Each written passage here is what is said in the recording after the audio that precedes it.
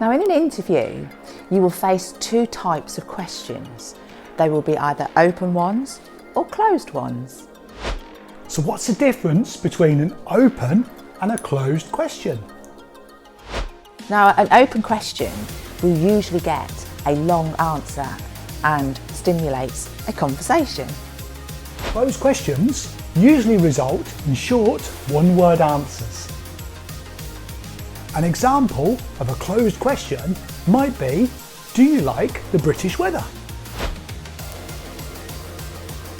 So what's your favourite thing about the British weather?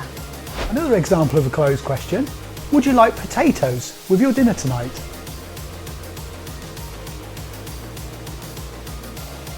What would you like for dinner tonight?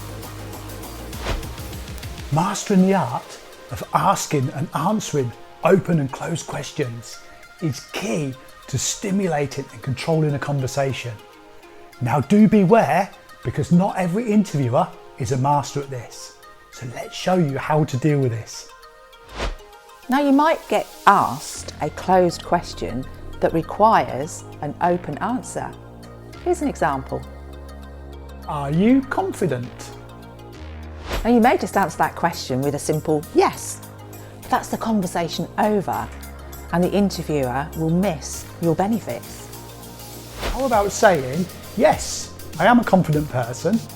Would you like me to give you an example of how I worked in a group situation in my drama lessons at school? You've now sought approval from the interviewer to expand on the answer.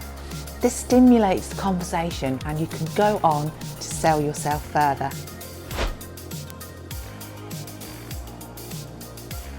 It's your call to action.